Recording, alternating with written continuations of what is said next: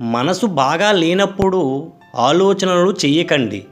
శరీరం బాగా లేనప్పుడు పనుల గురించి ఆలోచించకండి. గోరంతలు కొండంతలుగా కనిపిస్తాయి.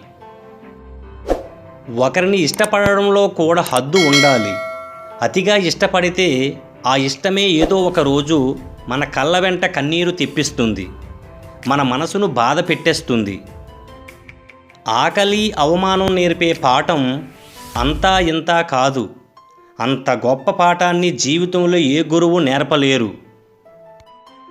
ఒక వ్యక్తిని మీ జీవితంలోకి ఆహ్వానించేటప్పుడు ఆ వ్యక్తిలో చూడాల్సింది డబ్బు, అందం, పేదరికం కాదు.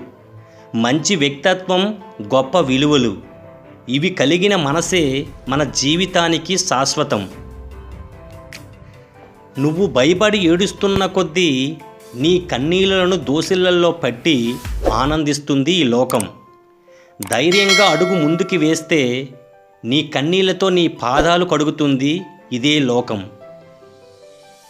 భార్య ఏం చేస్తుందంటే భర్త ఎక్కడికి వెళ్ళినా ఏం చేస్తున్నా, తిన్నాడో లేదో, ఇప్పుడు ఏం చేస్తున్నాడు, ఎక్కడున్నాడు అని అనుక్షణం భర్త గురించి ఆలోచిస్తూ ఉంటుంది. భర్త ఏమని ఆలోచిస్తాడంటే నా భార్యకు నా మీద ఇంత అనుమానమా అని అనుకుంటాడు. కానీ నా భార్యకు నా మీద ఇంత ప్రేమ అని మాత్రం అస్సలు అనుకోడు. ఎందుకో? జనం ఎంత సులభంగా మనలను పొగుడుతారో అంతే సులభంగా నిందిస్తారు కూడా. కాబట్టి నిందా పొగడ్తలను పట్టించుకోకుండా శాంతిగా జీవించడానికి ప్రయత్నించాలి. నిజాయితీగా ఉండే వాళ్లకు మిత్రులు తక్కువ మంది ఉండొచ్చు, కానీ ఉన్న కొద్ది మంది సరైన వాళ్ళే ఉంటారు. ఆలోచించండి మిత్రమా.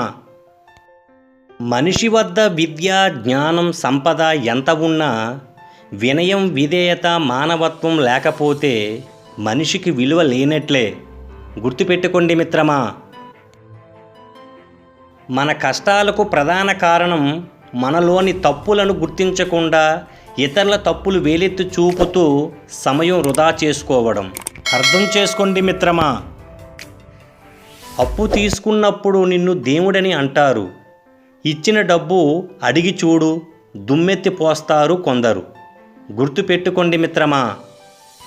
అన్ని విషయాలు స్వీయ అనుభవం నుంచే నేర్చుకోవాలంటే దానికి జీవితకాలం సరిపోదు. అందుకే మన చుట్టూ ఉన్న సమాజం నుంచి కూడా చాలా నేర్చుకోవాలి. అర్థం చేసుకోండి మిత్రమా. జీవితంలో ఎదగాలంటే మనం తీసుకునే నిర్ణయం మన భవిష్యత్తును మార్చేదిగా ఉండాలే తప్ప ఇతరులను ముంచేదిగా ఉండకూడదు. గుర్తుపెట్టుకోండి మిత్రమా.